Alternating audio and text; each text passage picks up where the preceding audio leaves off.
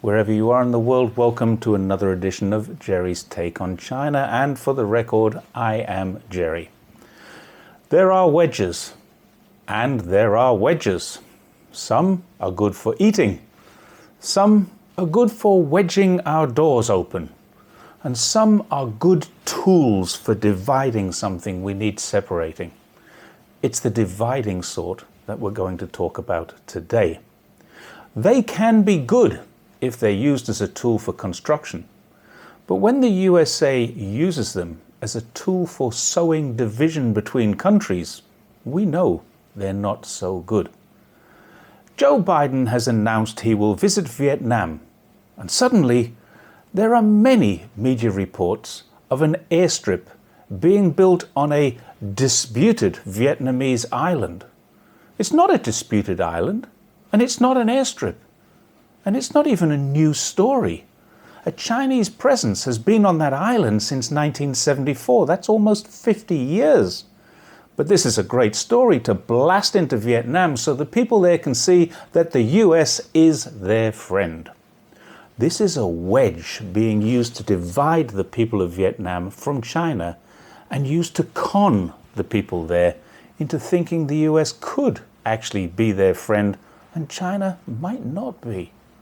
Does anyone in Vietnam remember Agent Orange, the My Lai massacre, or any one of 100 other war crimes the USA perpetrated on their parents and their grandparents? In May of this year, Ferdinand Marcos Jr., President of the Philippines, visited the White House, and it was announced that the US and the Republic of the Philippines would strengthen their ties.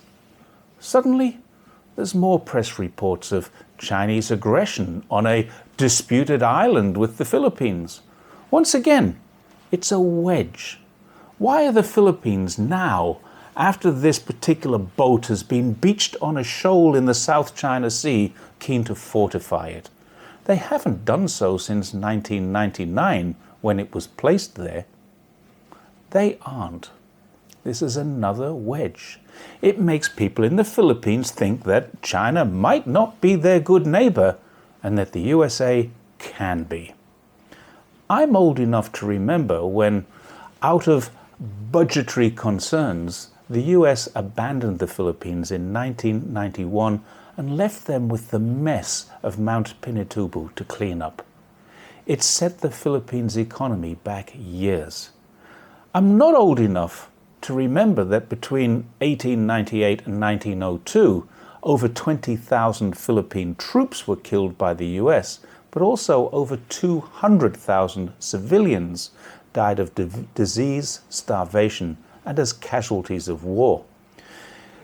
In order to make Vietnamese and Filipinos turn against China, the USA better have some bigger wedges, and it also better hope that the people they are fooling have very short memories. Now mainstream media has moved on to a different wedge. Not content with China maintaining a neutral stance on the Russian-Ukrainian conflict, media is now trying to drive wedges between the two countries, the leaders of which have announced a friendship with no limits after their meeting in Beijing a year or two ago. What happened is a normal part of any relationship between countries. But what Western media are now reporting is a different story. But it gets even more interesting when we look at the story, and the headline was, China Embassy blasts Russia over brutal border incident in rare move, end of quote. Let's look at the headline. The word blasts is pretty strong, indicating that China is really angry. But they're not. They simply asked, if we read the report, for Russia to investigate and to ensure that this doesn't happen again. The word brutal has been put into inverted commas because China never actually said that. Of course, they were speaking in Chinese, and they never said that. What they said was the word Yemen, which, although Google has one option of translating as brutal, actually means nothing of the sort. It means uncivilized. It means a little harsh, perhaps. Had China wanted to say brutal, they would have said Bao Li. But what actually happened between China and Russia?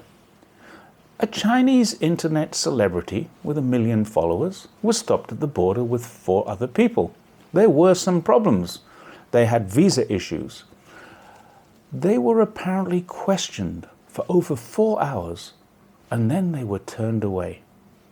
I think anyone who's traveled anywhere in the world would have experienced, or know someone who has experienced this kind of thing. In no circumstances can this be considered harsh. It's just normal treatment of anyone who attempts to enter any country, anywhere, without the correct paperwork. And for sure, it's not brutal. There was a complaint. The Chinese embassy has asked for an explanation, and I guess that's fair, but that's where the matter ends. 5 months ago, Russia welcomed the first Chinese tourists back after COVID, and CGTN made a wonderful video of it. I've linked it. Just a few days ago, Russia celebrated the arrival of the first batch of visa-free Chinese tourists. There's a link to that too. TASS Russia's news reported on it. So why would USA and its vassals like to drive this wedge between China and Russia? And the answer is really simple. Russia and China together will be talking to the world in a few days from Johannesburg in South Africa. Much of the African continent will be joined in a common theme of mutually accelerated growth. The only way to achieve mutually accelerated growth is through unity. And that's something a wedge can destroy if correctly used. Thank goodness the USA aren't very good with these tools. Thanks once again for watching Jerry's Take on China, and please feel free to like, share, subscribe, and help get this message out. And a special thank you to Gordon Stiles, who alerted me to this Russian story, which I could add to my Philippine and Vietnamese story. Thanks once again. See you soon.